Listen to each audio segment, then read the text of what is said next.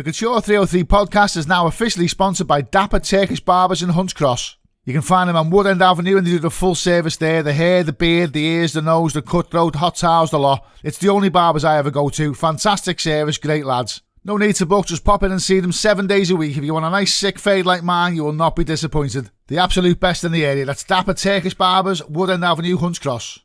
And now back to the show. The Couture 303 podcast with Jay Viper. Welcome back to the show, guys. For today's episode, we've got part 2 of the wonderful and rather lovely Mr. Craig Talent. Enjoy. I'm forever indebted for him, you know. So how did that come? We'll get on to that because I've got it on my little bullet points here. How did that come about? Yeah. Basically, I've going back to what I said before, like about like all I've ever wanted to do is, you know, play music and showcase music, what I believe in. I was on my first. I'll rewind it back to. I used to be on a KCC Live. Have you heard that? A Knowsley Community College Radio. Actually, yeah. So this was like 2010, and like obviously Juice FM was in Liverpool and all that. That was like. That was like the main station and all that, and obviously Radio City. But I thought I want to get into radio, so I ended up on there. And so how did that come about then? First of all, how did you end up on KCC? Oh yeah, it was one of my mates, Liam Irwin. At the time, he said like, oh, he got on there. So then I think I sent them a message, and then they went, yeah, come down and do like a demo thing, and it's basically I don't want to say they let anyone on, but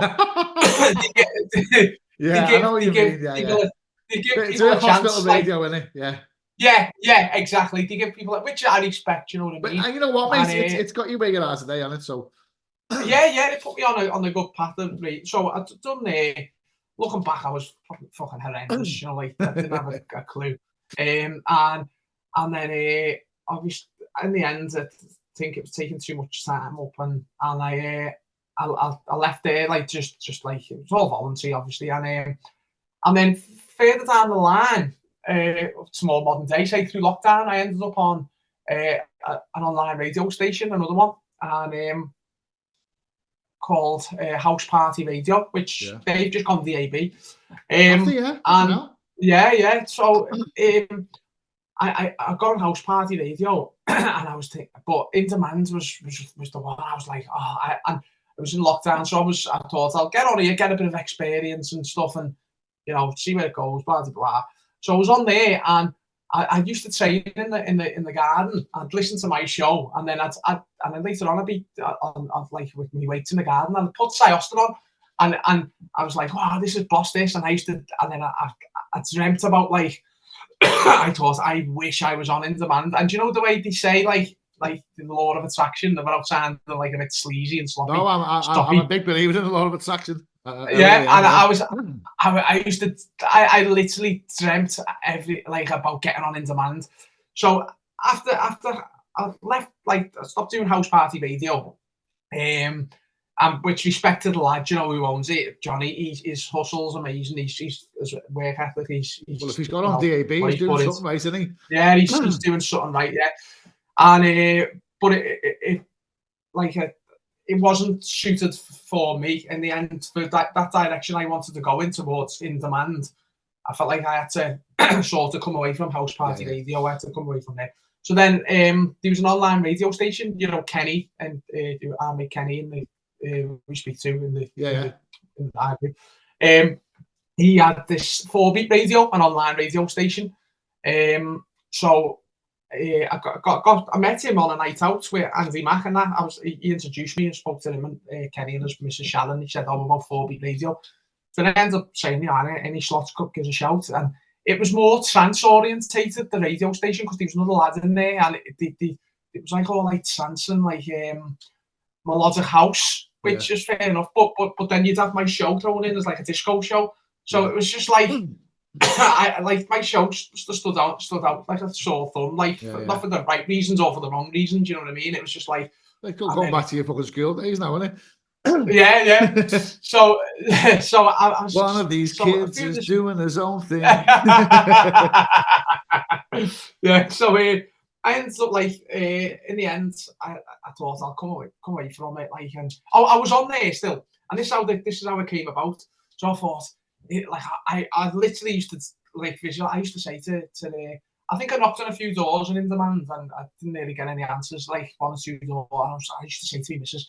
Oh, do you know what? I would love to get on there, and then she was like, she sort of like mummed me off, like, oh, don't worry, you're probably too good for them. Yeah, exactly. And I was just like, no. And she went, no, don't worry, why do you let it get to you? And I went, no, you don't Lee realise. Butler, I've never even heard of Lee Butler. He's fucking, his dad was better.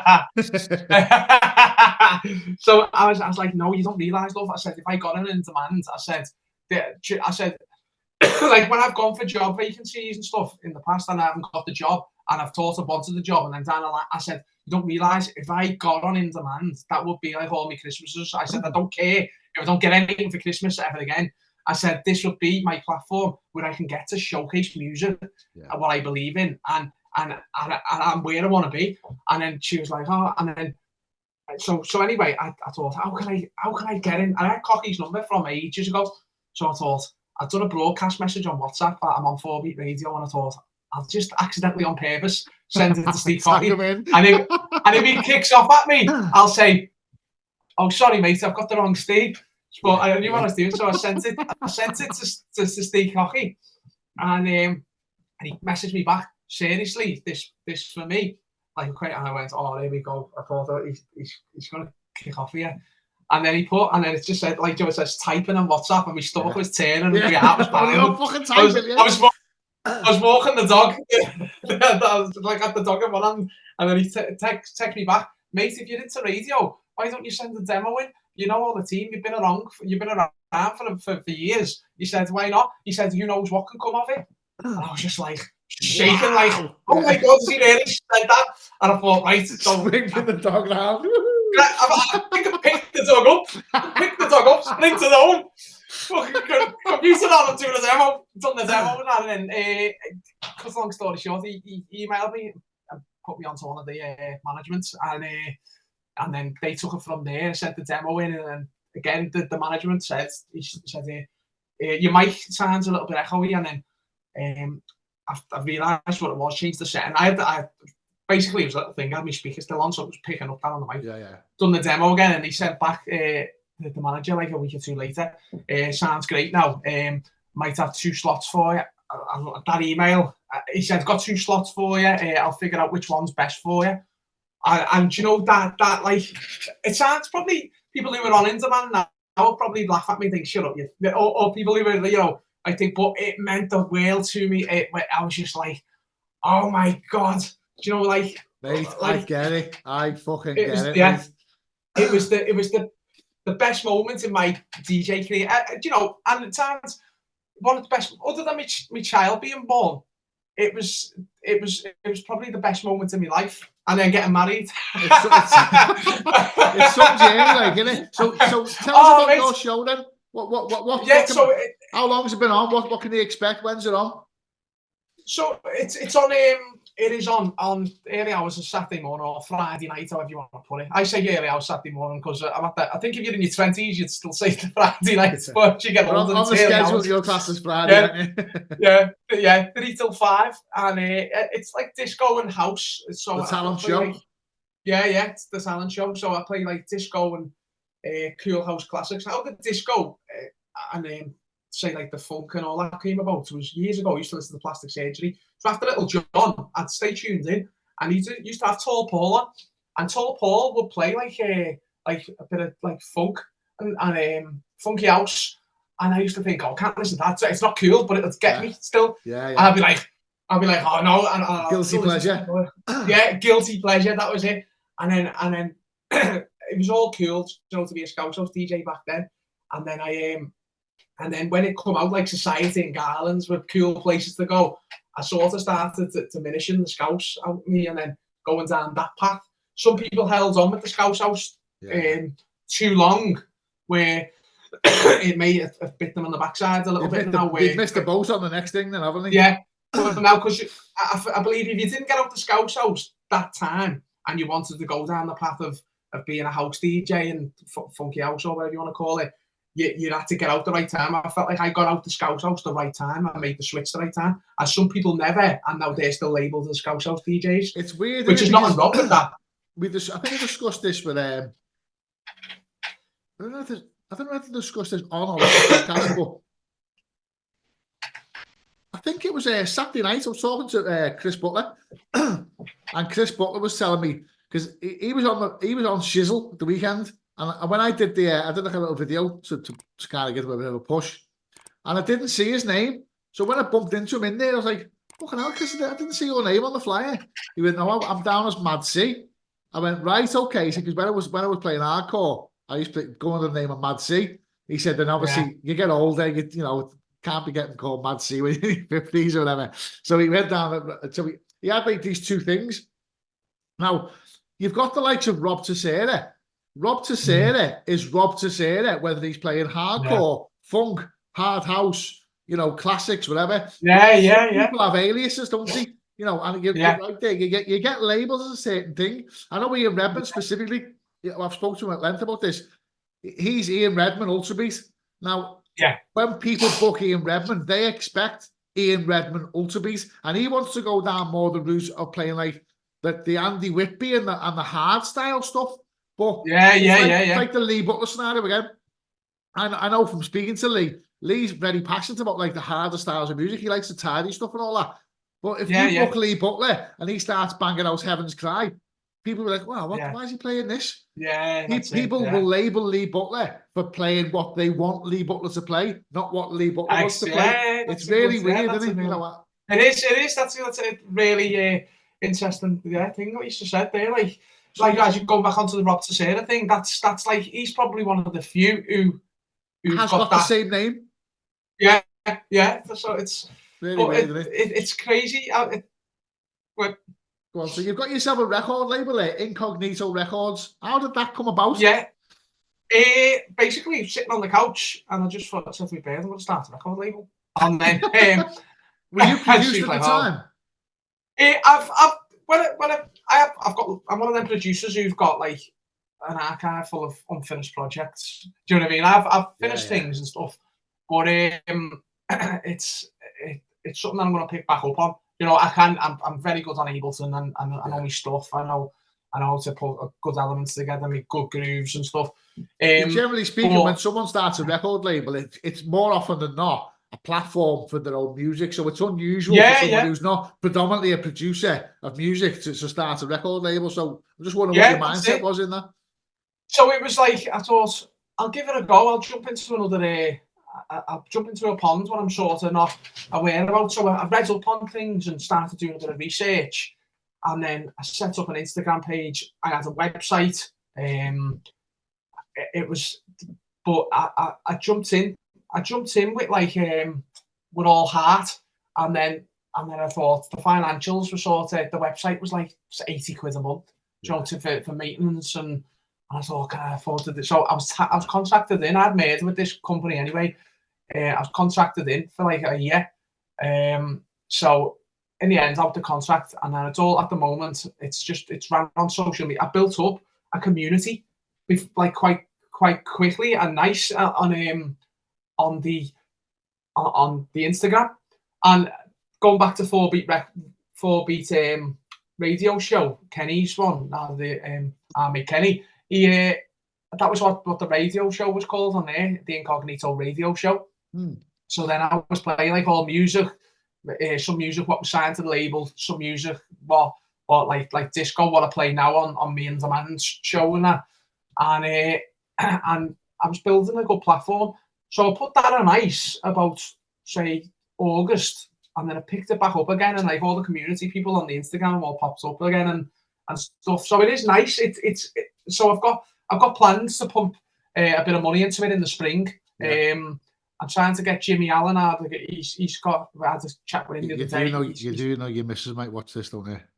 You just fucking blew yourself up there now. If your skin's in fucking April and fucking May, and she's like, "Oh, hang on a minute, fucking rewind that podcast, that fucking hairy fella." But what ignited me to get the flame going again was I looked on my royalties the other day, and I'm not saying it's mega money, but it gave me a realization that, hang on a minute, I could make a little bit of even break even to some extent, if not make money. So I thought, oh, why not pick? I thought I've made that off basically not doing nothing. Don't get me wrong, I've lost off the website in the past. Do you know what I mean? But it was nice to see there was some money in the account. Yeah. Do you know what I mean? And I thought, hang on a minute, if I do this right, maybe I can build and it's just take a deep breath and think, right, and analyze everything a bit more instead of like, and learn from that mistake of just jumping in and going record label and maybe a bit of ego in there, like there was. Well, maybe if I just strip it all back, tone it down, be honest with myself, and have a bit of a better direction. Maybe I could start increasing the funds a bit more acutely, a bit more smartly. So yeah, that's it, and it's good. How many releases did you have on the label? I've got a couple. You know, I've had about. I've got a good. Say I've got 9 or 10. Yeah. I say 9 or 10. Have you got anything lined up? So you're going to start pushing again? Have you got stuff in the pipeline to push?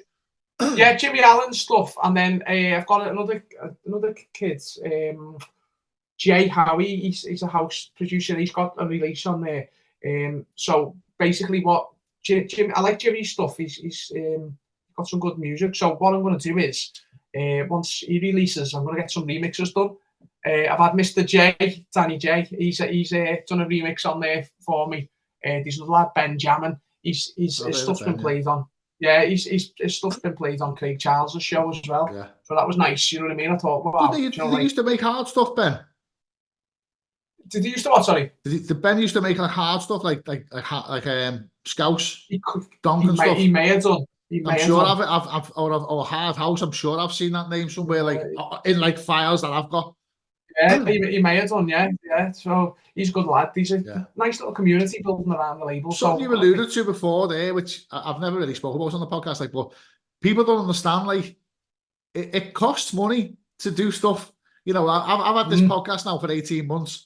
And if I tapped up, you know, what I've paid for equipment, you know, the webcam, the decent microphone, obviously my laptop I already had anyway, and then obviously when I do the face-to-face podcasts, I've got like an audio unit that your microphones plug in. I bought like a podcast set. Yeah.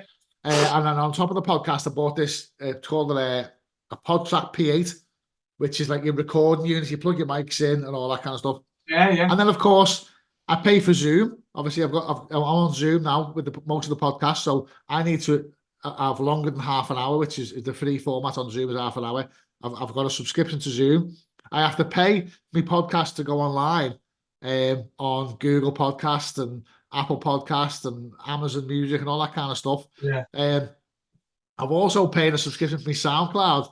And I don't get no money for the podcast at all. You know, people don't understand. You plow all this in, and I do them because I enjoy them. But it costs. You know, it's probably why people don't do them in the first place. Because I think some people go into the thing of I'll do a podcast and earn some money. If that's what you're going into podcasting for, mate, I'll tell you now. That's the way. That's it. Yeah, it's the way I look at things. Is people go out and put money up the nose, or you can go and invest in, or you can go and put your money into something what you enjoy. Yeah. Do you know what I mean? And like your money and your time. That's it. And it's and sometimes you're like that money. We're going back onto the record label. That money, well, I had in that account. I sort of I've bought that money. It's less money than what, but I've sort of bought it. But it's a bit of a weird one. It depends how you look at money. People just see it very negative and go, "Oh, I've lost." Don't you find that earned money feels better? Yeah, earned money feels better. I mean, if you find money, it's great because you found it. But if you've earned, especially if you've been paid for something, doing what you fucking love, whether it be a radio show or a gig it feels better, doesn't it? But that's the key word, earn. Like, no matter, okay, I've spent all kinds of money, but that couple of quid, that say 40 quid, whatever was in that bank account balance of me royalties, I'd earned that. Do you know what I mean? Off the plays and the streams. And it feels better, doesn't it? Yeah, and I thought, okay.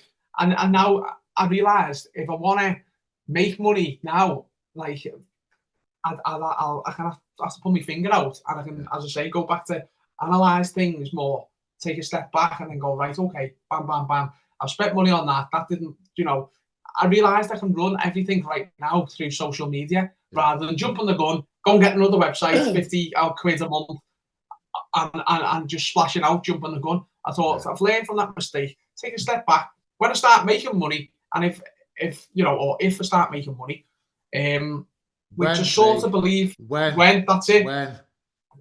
Yeah, well, I do believe that if I do believe it will be if I put that time in. Do you know what I mean? So when that's the case, I will then think about, okay, can I afford that? A website, let's get that. Yeah, okay, 50 quid a month, whatever. I'll get that. Right, there's the website. I've got them releases, that'll cover that. Do you know what I mean? Yeah.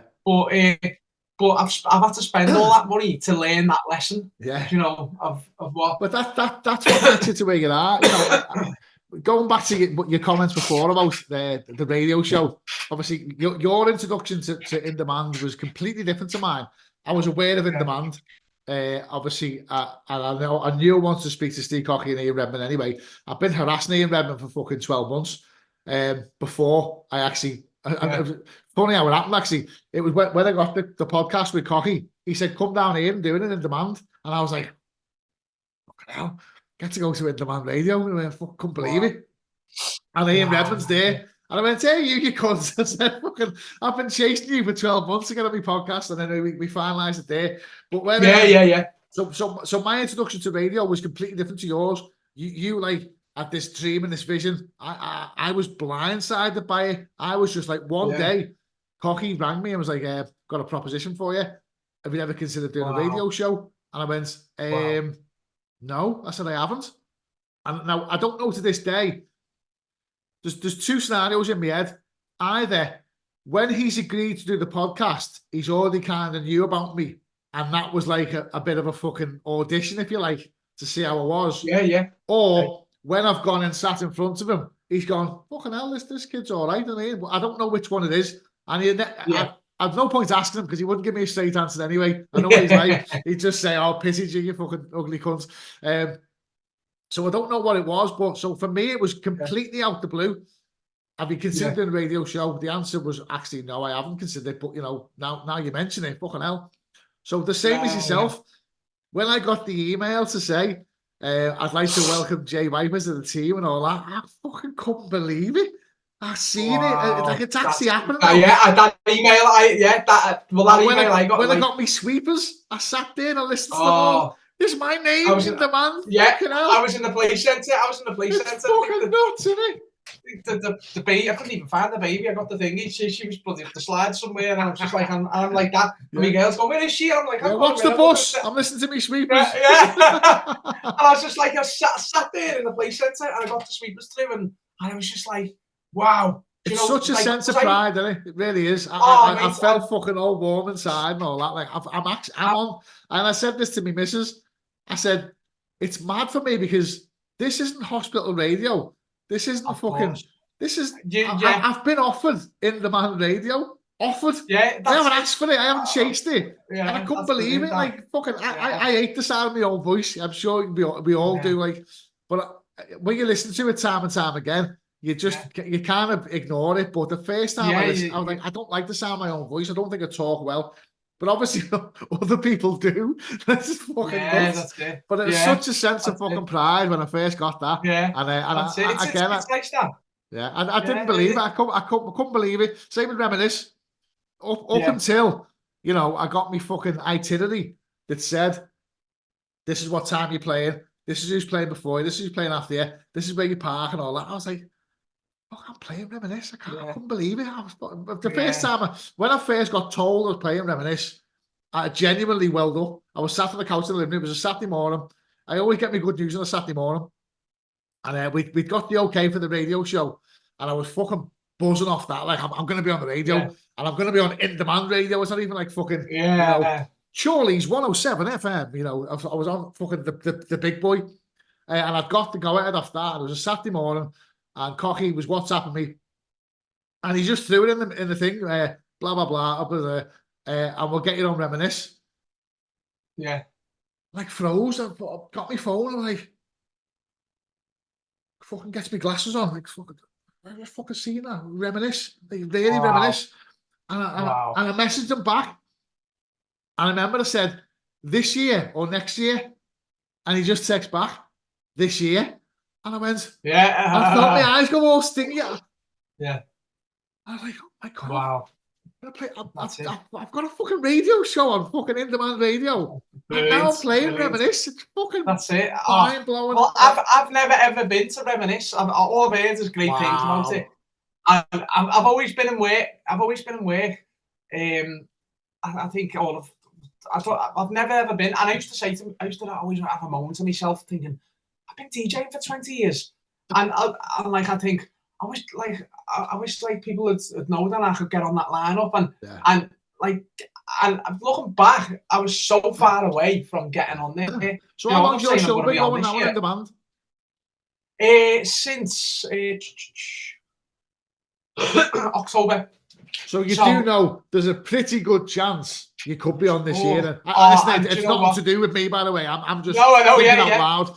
Because if you look at the lineups for Reminisce, most of the in-demand DJs at some point are on Reminisce. So it's a possibility for you this year, mate. And imagine that, the 10th anniversary as well, and I make a debut there. Oh my God. But you know what?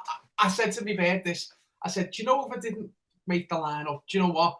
I'm happy. Do you know, I'm not on in-demand for an ego. I'm here to play. I've wanted to get on there to showcase music, to perform, give 110%. If I didn't make the Reminisce lineup, I've still booked it off. I'm going with it. I'll have a night out with it. It'll be great. And I wouldn't be bitter about it. I'd go, okay, fine, but I'll be there. That's great. If I got on there, however, it'd be a massive bonus. So it works twofold, don't forget, because not only do you work for in-demand radio, which obviously everyone knows is partnered with Reminisce, the same people behind the management team and stuff. But also, by having that radio show, you've got a platform and therefore a following. You know, people who didn't know who Craig Talent was 4 or 5 months ago now will tune in every week to listen to your show. You know, you get new followers. I'm playing on Saturday in an engagement party in Brombury. And this lad who's booked me, his lad and his missus who are getting engaged, so they got engaged. That's only from the radio show. He reached out to me. He reached out to me a couple of months ago saying, "Fucking hell, lad, your show's boss. You're playing all the drum stuff and all that." And we just a bit of back and forth, like me and yourself, bit of banter, back and forth. And then I bumped into him and Reminisce, and his missus Sarah come up to me, and I said, "Oh, he's having a good time." And she was like, "Yeah." And I said, "Who he's come, you know?" And she went, "Oh, we've only come to see you." And I went, and she went, "No, seriously?" And I went, "Fuck off." And she went, "Genuinely," she said, "I think he loves me. I think he loves you more than he loves me." That's brilliant. They booked me for the engagement party, and that's just come from the radio show. But my point is this. So forget I work for In Demand. Forget I played Reminisce last year. Forget all that. Reminisce Festival is fucking brilliant. I went there. Now it's very. I said this to you yesterday. It's very unusual. Sometimes you can build stuff up in your mind, and you get that excited for it that when it happens, it's almost like a bit of an anticlimax. You go into a concert and you're all excited, and when you get there, you're like, "Yeah, it's good," but I've kind of built it up too much. Now I was fucking super excited for Reminisce. It was my first Reminisce. I was playing, obviously, I had the radio show. I'd been going for a couple of months at that point. So I was getting all this new following and new attention and new adulation, all that. So I was really fucking high on it anyway. It exceeded my expectations, mate. It exceeded my expectations. It was fucking brilliant. Wow. Once I'd played and got me set out the way, fucking got a bevy down me then and started to relax a little bit because I'm Captain Sensible now. I don't on that fucking.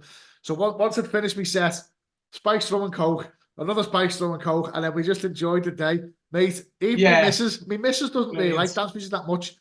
The other day she was saying, "Can't wait for Reminisce again." Like we're excited for it already. So whatever you do this year, mate, whether you play, I believe you'll be playing. I really do. I hope you are.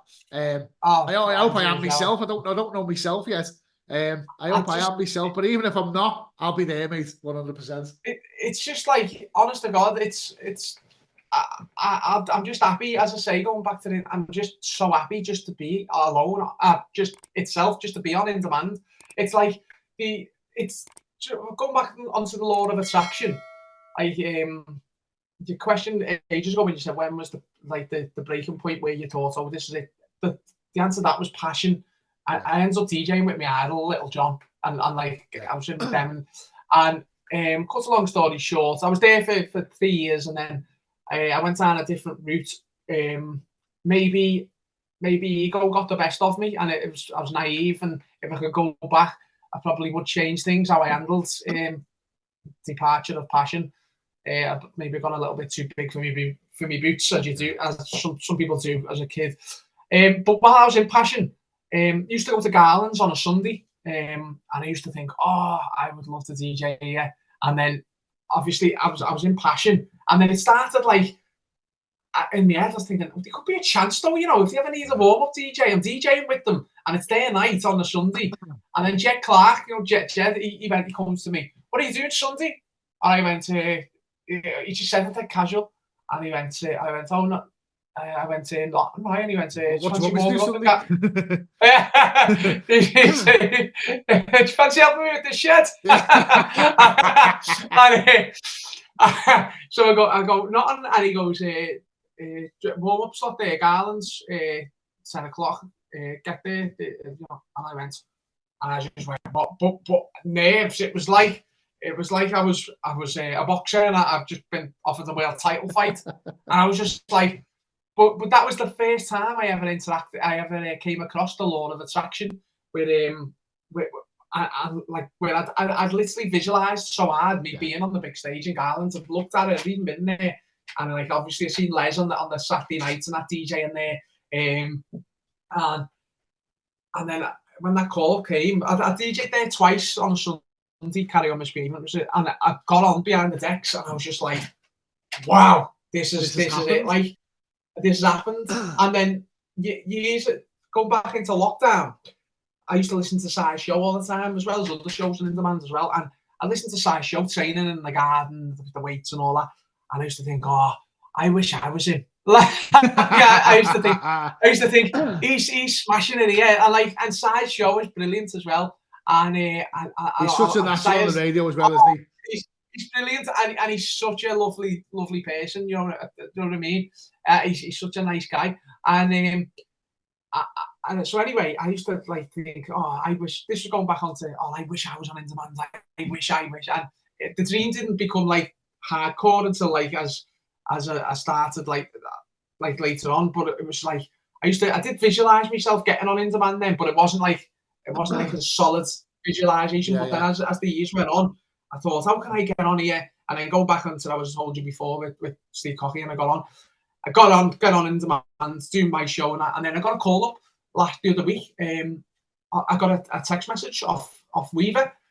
All right, mate, are you free to do cover Size Show on Saturday? And I was just like, and that was like the second time. I'm getting married, but I'll cancel that. Oh yeah, and do you know what? I like they wouldn't. That's how passionate I am. No matter what would have come my way, realistically, if she'd have gone, oh, we've got to go to a party, I'd have gone, no, we're staying over in Scotland. You said, I'd say, well, I'll meet you down there tonight. I'll meet you down there. I was just like, what? And it was like a massive opportunity for me. And I went at like 4 till 6. So anyway, I get into the studio, and like I thought, right, don't let the situation overwhelm you. Done the first link, and then it just felt like a warmth come over me, as if to say, like, and I felt relaxed, and I thought, you probably pissed yourself, to be honest. Oh yeah. Yeah, tell me like. Yeah, a warmth which went immediately cold down my knees. Yeah. But yeah, I just felt like, wow. I thought, oh my God, I'm covering Size Show here, and it's mad, isn't it? Like, I mean, in the past, I'd say 2 years now. 2 years, 18 months. I've had a fucking roller coaster. I mean, I've been sat in this kitchen with DJ Vibes sat opposite me. I've been sat in this kitchen with Davey T sat to me right. I've been sat here with Mark Simon sat there. I've been sat there with JFMC, MC Lively. You know, And you have to pinch yourself sometimes. I go back, obviously, I do these podcasts they get released every 3 weeks. They were every 2 weeks, but now with the radio show, and obviously DJing's picking up as well, like I've got the time and the commit to doing it. So something like this is a fucking gift to me, because I knew it was going to be a good one anyway, and it came out the blue. Yeah. You know, you fill the gap, and it's been a fucking great chat. But nice, I look back at my folder sometimes. Obviously, I have my folder. Like I've got my 2024 folder. I look back at my 23 folder, my 22 folder, and I look through the names, and I'm like, fucking hell. I fucking sat and spoke to all these people. Rosanna, fuck me, she's on the fucking charts. My ma knows Rosanna. My mum fucking, like, oh, I know her, you know. Wow, so the resume is just like... It's mad, and obviously I've got quite a close relationship, but I speak to Sharky all the time on the phone now. And that's mad, because I idolise Sharky. He's one of my favourite hardcore producers of all time. Yeah. I think I've told this story before. I actually blagged a gig in Sheffield or Chesterfield. He was playing, and it was around about my birthday. And I contacted I played there for him. There was Uprising and Revolution, or whichever one it was, and I played for one of them. And I'd seen a flyer that said Sharky was on. So I messaged the fella and said, "Hi mate," I said, "I played on Saturday, like, and I noticed Sharky's on in May. You know, can you put me on the guest list maybe or whatever?" Yeah. And he went, "Who are you?" And at the time I was just DJ Viper. I went, "DJ Viper." He went, "Just bring your tunes, I'll put you on." I was like, "Oh." So I got to put, that was a bit, the one and only time I've ever met Sharky, 1999 or 98, can't remember which one it was. He just brought out the album Product of Society. And I was probably fucking around the bend as well, like, and I was talking to him, and I was like, oh my god, you know, they say don't meet your heroes and all, like, you'd be disappointed. I wasn't disappointed. I was fascinated by him. Fast forward to like now, he's fucking, "Hello Jay, you big hairy queer," and all that. He's chatting to me like fucking. I know you want to bump me, Jay. I know you want to bump me, but listen, I'm not into the bigger guys. You know, you're not my cup of tea. And it's fucking nuts. Sharky's telling me I want to bump him. You know, I'm fucking all giddy. Oh my god! And like vibes as well. You know, played the Stu Allen Memorial thing, the festival, and it was just by luck, again. I don't drink now or nothing when I'm playing. I drove down to Manchester with my missus. I said, "I'll play my set. We'll hang around for half an hour, do a bit of networking, and then I'll get off." And it was just before I was about to leave. I'd spoke to Vibes. I was just going to say goodbye to Lively. So I walked past the stage manager, and she went, "Are you going now?" And I went, "Yeah." Thinking she'd say, what's your reg? You know, because obviously they had the car park situation. Yeah. And I went, yeah. She went, "You couldn't do us a favour, could you?" And I said, "Yeah, what's up?" And she said, "Emzo's running late. We've had to reshuffle a few people around. Could you jump on for 15, 20 minutes to cover?" Bear in mind, at this point, the hardcore room is full. Vibes and Lively. Vibes and Lively are like the fucking the gods, aren't they? Yeah, I know. Yeah. And I went, "Yeah." So we you get like 3 vouchers for drinks. Obviously, it was a charity event, so I wasn't getting paid, but they give you free drinks. Yeah. So because I'm driving, my missus on the fucking berries, like, so she's half cut, and I walked over, and she's like, "Are we going?" I went, "No." I said, "I'm playing again," and she went, "What?" Wow. I said, "I'm gonna play again now," and she kind of looked around the room, and the room was fucking heaving. I don't know how many's in there, like, but it was probably maybe close to 1,000. Don't know. The room was fucking chocker, and I got up and here I am, fucking taking over from DJ Vibes, you know, and it's just a proper fucking, you know, a pinch yourself moment, like. Oh my god, really was that's amazing. The footage is on YouTube there, like, because I set my camera up, I set my phone up on a little tripod. I got some footage because I thought, this is a fucking once in a lifetime thing. This, you know, this might never happen again. Maybe it'll open doors, or maybe it's just a fucking one-off. But either way, I've got to capture this. This is fucking. How long ago was this, Jay? This is November last year. Was it? Yeah. When we wrap the podcast up, I'll send you the footage. You'll see it, and you'll see the crowd was fucking insane, mate. And it was just like I say. So back to your point before, mate. I get it. I 100% get it. I'm still like a kid in the sweet shop. Sometimes I still get into bed now, and I lie there. I just want to close my eyes. I think, fucking hell. You know, Yeah, it's what great. what a It ride really it's is. been. And you know, and who knows where it's going to end. Yeah, that's it. It's as they say, I seen a quote there, Denzel Washington. It says, "At your highest moment, be careful, because that's when the devil comes for you." But then I just think, you know what? I like that. I mean, you can look at it both ways. I look at that as more as a humble way. Don't get caught up in bullshit, and don't think. And going from my back experiences, going back to passion, don't that by me being a bit of a maybe ungrateful because they gave me my first break properly. That was my first. I remember DJing, and then Little John was on after me and stuff, and I remember looking at him thinking, this was my idol, and then you know we become like close at the time and stuff, and with them, and then like that quote there is basically I've learned from my mistake not to be naive back like I was. Like, I'm on In Demand. I'm there because I mean I've worked hard to get there, but I'm very. I know that it could get taken away from me at any moment. You appreciate it. And I'm I very appreciate grateful.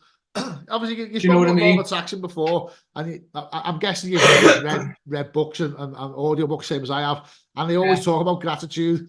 I'm so grateful for. I was talking to a lad at work today, and he went, "You're happy, Jay?" And I went, "Yeah, yeah." He went, "You're always happy." I went, "Why wouldn't I be?" Showed him a picture of my missus. I said, "Why would I not be happy when I've got her to go home to?" I said, and I've got a fucking, you know, I've got a blessed life. I've got a fantastic family. I've got a great relationship with my mum. I've got a great relationship with my missus. I've got 2 fantastic kids at home. I've got In Demand. I've got the DJs picking up. You know, the podcast going well. What's not to be happy about? What's not to be grateful for? You know. That's it. I'm so grateful now. But my next step now, which I'm just waiting for, because I'm that type of person where I always want to have another challenge. I'm not saying I always want to. I don't want to say I always want more, because that sounds like an ungrateful. I always think, well, what's my next step to make myself better? Yeah. So, and now when you mentioned producing, now I'm just waiting for like to get January out the way, and then I think, right, let's get onto the producing. And if I make something good and I believe it's good enough, I will play it on my show. I won't just go, oh, I've made that, play it on my show if it's not good enough, because I respect my show's criteria. Yeah. So I think that's my next goal, to make something what suits my show's criteria, and go, right, okay, I think that is good enough. Oh, do you think it's good enough? And then, oh no, until I know it's good enough, and I go, right, I know that track is good enough to be played on my show. And then I will do. That's my next challenge or next goal. But as I say, like on In Demand, I didn't realise, like, as I went down there and, like, you know, the emails, how much of a massive operation it is. Oh, there's like, so many people behind the scenes, isn't there? Oh my God, I didn't realise. I just didn't realise. I was like gobsmacked how much hard work goes into that station. It's and Reminisce, mate. ridiculous. Fucking hell. I went to the Reminisce site build. Fuck me, mate. It was an eye opener when you see the fucking the planning and the graft that goes into pulling that one-day festival off, mate. It makes you appreciate it even more, really, doesn't it? Amazing. It's like even like you know, it's just crazy how much, like, the Reminisce, like they said to me, we'll be in touch after Reminisce. And I thought, all right, I realised how, because, and then he said on email, because it's like, as you know, every Reminisce is chocker at the station, and I can see why now. Like, it's so big, and it's getting bigger by the years. Yeah. It started off, I think, 2014, wasn't it? And then it's absolutely massive. Yeah. It's getting to a point now where such a good day, you know, honest to God. I'm just so excited just to go alone as a spectator. Do you know what I mean? And be around people who love music. You go this year, whether you're playing or not, and I believe you will be, whether you're playing or not, you'll get backstage access, because the In Demand thing. Yeah. Mate, it's like being a kid in a street shop. You're walking around, and like there's Lee Butler, there's Cy Austin, there's people who you know, but then there's Fat Man Scoop, there's fucking, there's fucking Majika, you know, it's fucking nuts. And it's not like backstage, but you'd imagine it's its own little field. Yeah, it's mad, mate. Honest to God, I was fucking walking around with the biggest permanent fucking grin on my face all day, and the weather was glorious as well. Listen, Oh, Craig, yeah. we're going to have to fucking wrap this up, because we're getting a bit late now. So we're going to finish off now with some. I knew this was going to be a long one. This is going to be a part 2 of this. I tell you, we'll get you back. Oh, I hope so. So we're going to finish off now with some quick fire questions. Craig Talent, I will take your first answer and your first answer only. You ready? Hey. Rocky 3 or Rocky 4? Rocky 3. Rocky 3. Do you like the smell of your own farts? Be honest.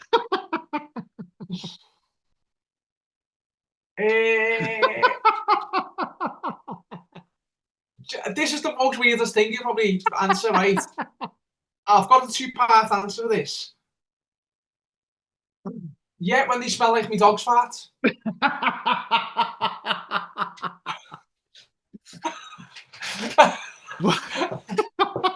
I like the smell of my dog's feet, by the way. Anyway, what are you currently watching on telly? I started Reacher last night. Yeah? Yeah, on Amazon Prime at Reacher. You walk into a shop and it's fully stocked. What would be your go-to chocolate bar? Double decker. What superpower would you have?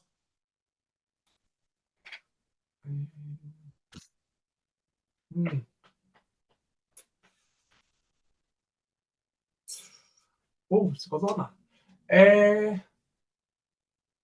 To fly. To fly. Very good. Yeah. So it's Tuesday tonight. The Euro Millions. If you won the Euro Millions tonight, when it's all settled in, you got your money, what would be your first purchase? Oh.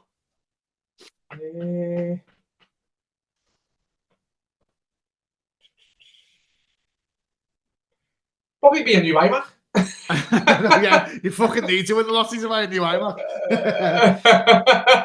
Jam donut or custard donut? Jam.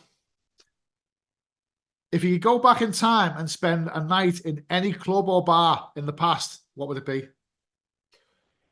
Studio 54. Alive or dead? Yeah. Alive or dead? Who would you like to have dinner with?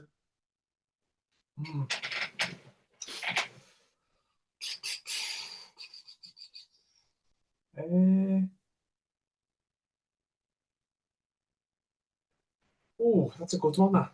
Do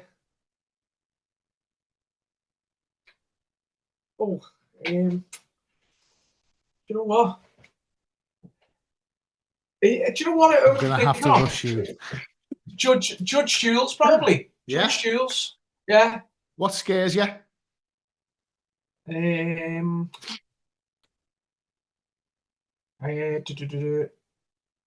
hen party. It comes into a club when I'm DJing. Favorite DJ or dance act?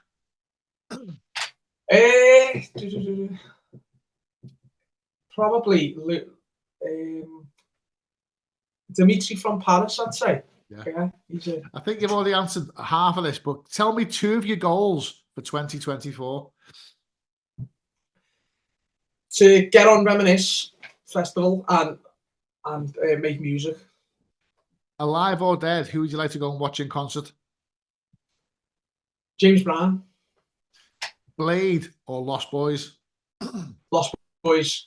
Lost Boys. Nintendo or Sega?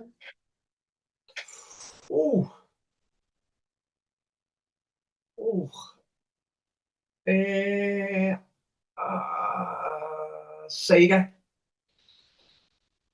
Alive or dead, who would you like to collaborate in the studio with? Who would you like to make a track with? Probably be a guy called Louis Vega. How'd you like your steak? Well done. Thank you. Yeah. People frown upon that. Well done, like it's not. It's kind of not manly, is it, when you say well done? But are you a night owl or an early riser? When I'm off work, I'm sort of an early riser because I have to get out with the dog. Got a Patterdale. Yeah, we've got a Patter Jack. I know the feeling. Yeah, yeah. And a final question: yeah. What's the best podcast you've ever been on? 306. Right, so what have you got coming up then, mate? Any projects, any gigs? This is probably going to go out in It's February. not 306. It's 303. 306 then. Yeah, you said 306, yeah. So obviously you're talking absolute shite, Craig. But never have you not mind, listened to the three? It's been a great hour and a half, but you fucking ruined it. Thanks very much. But have you not listened to the 306 podcast, though? So what have you got coming up, mate? This is probably going to go out in February. I'm going to guess middle of February. So any gigs or projects coming up after that? Yeah, we've got a brand, myself, Neil Walsh, and Kerry, called Down at the Disco. We aim to put some projects together to some intimate disco events. Where will that be? Liverpool Gin Distillery on Castle Street is our home place, and we're aiming to maybe do something, maybe a downtown, which is across the way. Maybe do an intimate event there, but primarily it is at Liverpool Gin Distillery. Yeah. So looking forward to that. The lads, 2 great lads, got so much drive. So yeah. So where can people find you on social media, mate? At Craig Talent 1987 on the Instagram. And I'm on TikTok as well, but I don't really know how to use that. So I just deleted that yesterday. I had TikTok, Snapchat, and X, which obviously used to be Twitter. I deleted them. I don't fucking use them. Yeah, that's it. Anyone you want to give a mention to? Shout out to everyone in the group. yeah. So what's about 16 members? So we should get about 17 views on this podcast. Oh yeah. There'll be more watching as well. Shout out to you, man, as well. Yeah, right, Craig. Thank you very much for doing this, mate. It was a blast, as I expected it would be, and we'll almost certainly do a part 2 at some point because there's probably loads we didn't cover. But it's getting fucking dark outside. I've got to go to work in a bit. Craig, thank you very much for doing this, guys. As I say each and every week, I don't know who or what's next. I think I know who's next. This one came completely out the blue. So who knows what's next? Who knows what's around the corner? For Craig, for myself, for anyone. Whatever you're doing this weekend, have a safe one, guys. Take care, and I'll see you in about 2 or 3 weeks' time. Don't forget, you can catch me each and every Thursday night for my show, Absolute Old School, only on In Demand Radio, where I play you 2 hours of classics and a feast of forgotten gems, usually on the harder side of the spectrum. We kick off with the early 90s every week, and then we have the trance flashback section, followed by the spotlight section. In the past, we've featured clubs and events like Kinetic, The Drome, Good Grief, labels like Tidy Tracks, Bonsai and Shock, and artists such as Ultrasonic, Tony DeVee and Scott Brown. We always finish off nice and tough with the Go Hard or Go Home section. You can catch it on In Demand Radio Thursday nights from 11 p.m. or listen back absolutely free of charge on indemandradio.com or download the free In Demand Radio app for Apple or Android.